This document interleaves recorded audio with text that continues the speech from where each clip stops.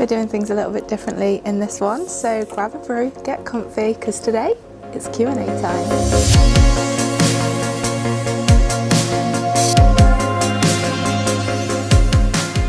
First question,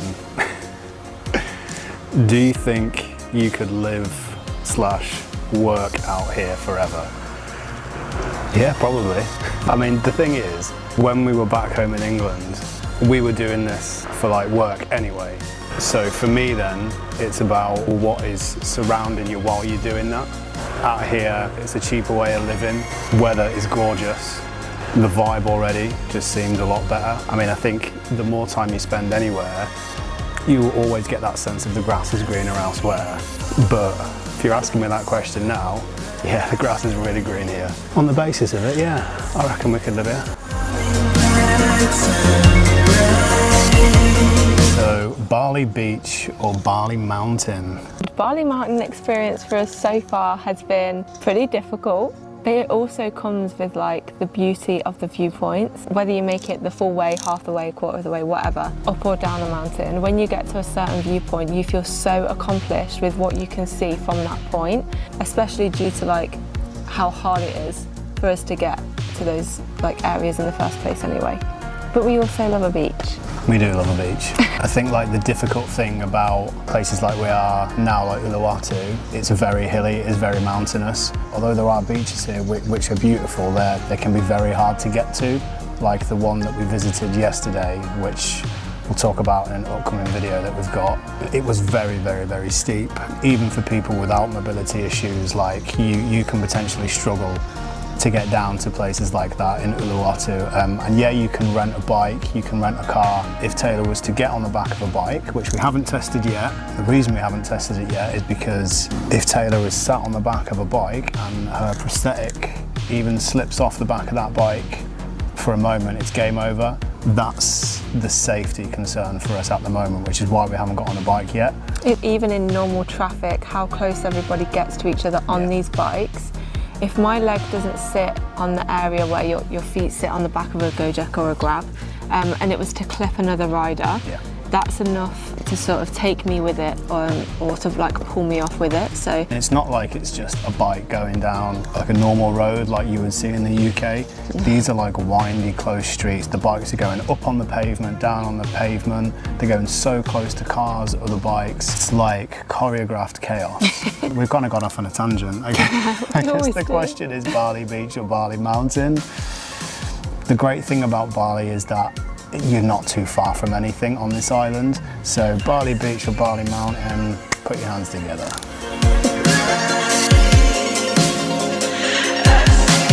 Oh, I am sweaty. Oh, okay. Where did you find your stays? this is a good one. This is my job. This is the question. We thoroughly search for our stays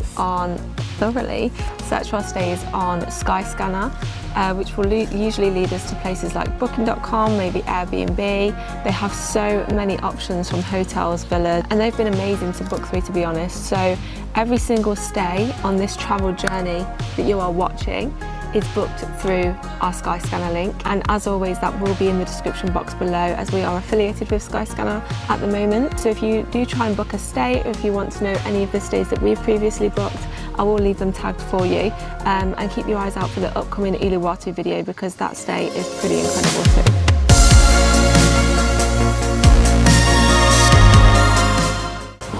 Straight up in the spot. How's it going? You ready? Did you come to the bed after? Okay, this next one is probably my favourite question that's come through. It would be interesting if Tay could tell us about her experience living with her disability, but also what are the challenges living this way as a couple in a mostly uneducated world. The first part, like, what's your experience living with your disability? Taylor Crisp. I suppose I've been brought up to be very strong and to never think that this is checking that my mic's on. I was brought up to be very strong, mentally strong, and to know that my disability would never stop me from achieving something. In saying that, I still, for some reason, have always felt like, because of my disability, I feel like I've always had to do more. Like, you constantly feel like you're trying to prove yourself that you are capable of achieving certain things, probably because you're in that mindset of not wanting to miss out on anything because of that, especially because a large portion of my teenage years was spent in hospital. So that was like no school, not much interaction with other people other than like my family and close friends. So I think as I've got older, I still believe that there's nothing that I cannot do, and that I'm always able to achieve what I want to. It's just that sometimes maybe it's going to be in a different way. Living with a disability now is a lot easier since being through all the surgery and stuff like that. That was definitely the hardest time of having to go through it, but now I'm on the other side of like learning how to walk. Tom's really helping me out here, trying to get off of my last crutch as well, which is something that I really want to achieve this year. So we've been testing out little things to try and manage to do that. And yeah, with the prosthetic that I've got now as well, the sea leg, that's made my life so much more independent than what it was before. So yeah, living with it, it's just a part of me, and we just kind of try and navigate things just a little bit differently. But it certainly doesn't stop me from setting my mind to something and still going for it, no matter how hard that may be. She's a go-getter. She's fast as fuck, boy. Next part of the question, what are the challenges living this way as a couple in a relationship in a mostly uneducated world?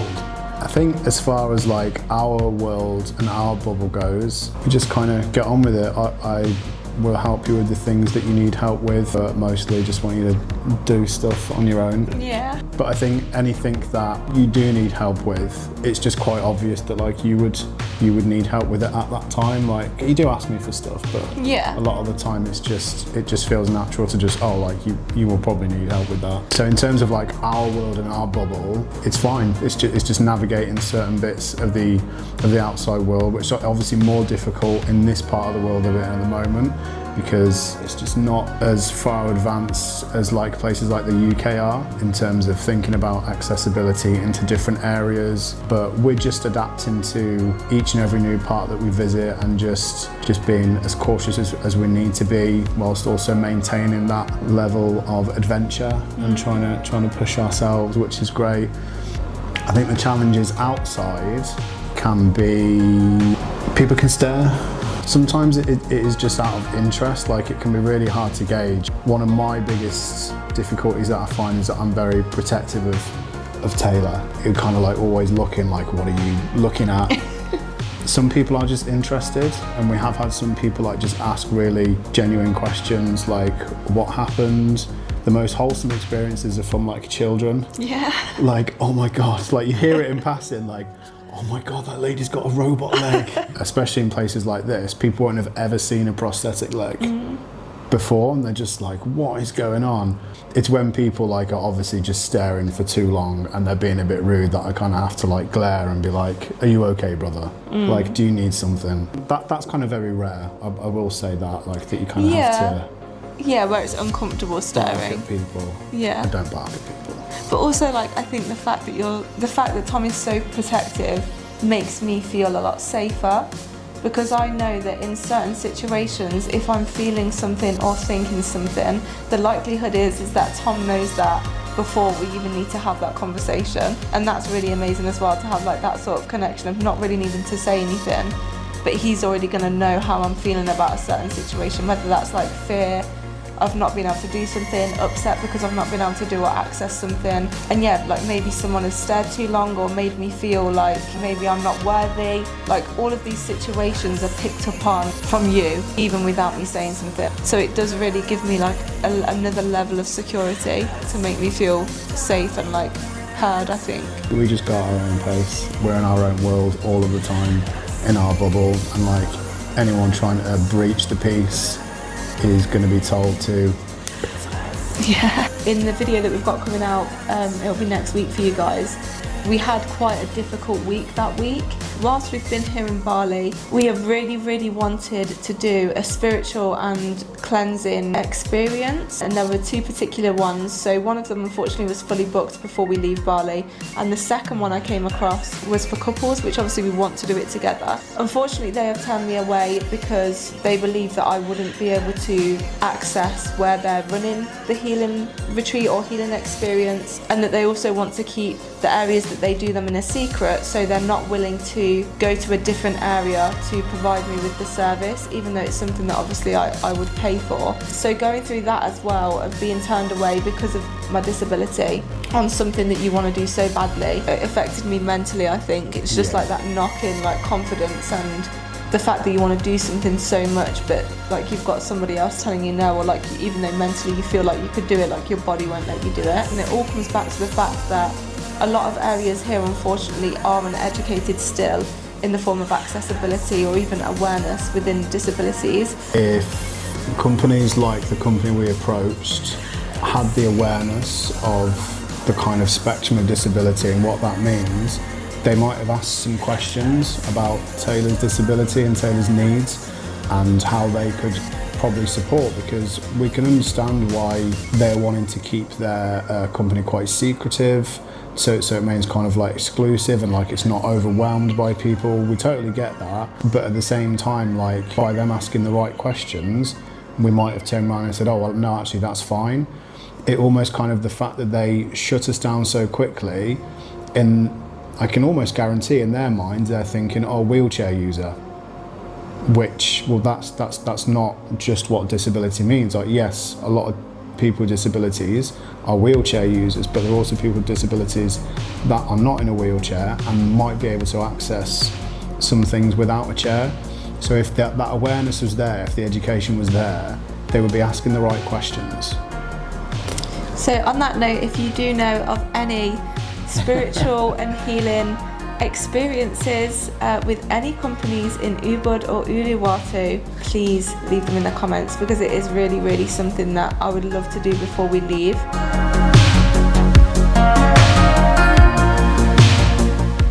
Okay, is Barley more affordable than the UK? Yes. Yes. Next question. How do you stay motivated traveling, living and working together? I think communication is so important. It can be really overwhelming at times, like you're in a completely new, beautiful part of the world, you're wanting to enjoy it and experience it, but you're also trying to film every single thing at once, and it can get really like overwhelming if you don't talk about stuff and you let all the things that can easily overwhelm you get on top of you. The whole thing can very much unravel very fast. Traveling together with someone can be stressful, but also working and like running a business with that person can be stressful as well. Yeah. But for the most part, we're just in sync a lot of the time because we have similar goals, we know what we want to achieve. We'll always bounce different ideas off each other, and if one idea isn't going down well, we'll just talk about why and how we can make it different. So I think it's just important, like we remain open-minded to each other and just try and like relax into it. I think as well is knowing that if one of us is really overwhelmed, the other one is more than happy to step in and support that. It's like if our roles ever need to change within work, or maybe just one of us is not having a great day, the other person is always there to support. So whilst it's absolutely glorious outside, we thought we'd bring you outside for this next question. Can I just say how lucky I feel that we get to do this at the minute? I don't mean to like gloat or anything, I just feel super grateful that it's such a nice day in a beautiful part of the world, and we're doing a bit of work right now. I know. Also, thanks to each and every one of you for supporting us along on this journey. Every view, every like, every comment, every subscription, it really does help us towards our goal of being able to do this for as long as possible and bring you guys content that you hopefully enjoy. And the support that we have had over the last few weeks has been absolutely incredible, especially on all of our videos since we've been out here in Bali. So we're just super grateful to you. Did you know there's more ways that you can support us though, if you want to? We have all of our links to all of the companies that we are partnered with in the description box below, and our Amazon storefront as well. If you want to go that extra bit further you can make a donation to us by buying us a coffee. The link to that is in our description box below as well. And if you're not able to use any of the links in our description box below, it's absolutely fine, but please make sure if you are watching this video to like and subscribe. There are over 90% of you on our views on our last video that were not subscribed. The biggest way that you can support us is by subscribing to our channel and just popping a like on any video that you really did enjoy.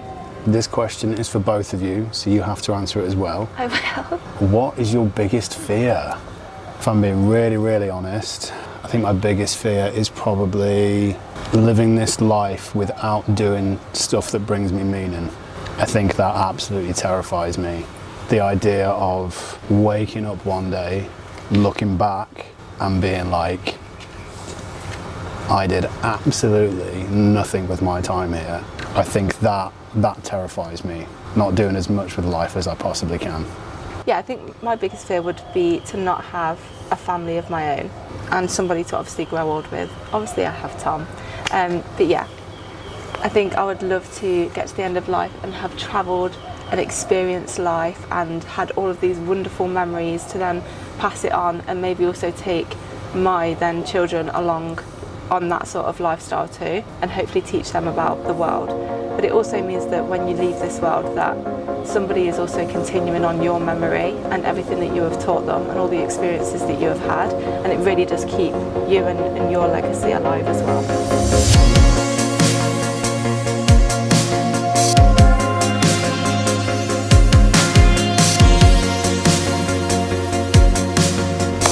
We have really enjoyed answering all these questions that you guys sent in. If you guys have enjoyed it, let us know, because we'd definitely be down to do more of these types of videos. Also, if you've got any questions that you do want to ask following this video, drop them in the comments section and we will either answer them or save them for another video. Make sure that you head over to our Instagram and TikTok page to come and follow us on there, because anytime we hold a Q&A, we always put the question box on our stories, and we'll always post to let you know that we're doing one as well. So please make sure you are heading over to our social media pages and just giving them a follow as well. More action-packed video coming for you next week, so stay tuned and we'll see you then. It's a wild one. Bye.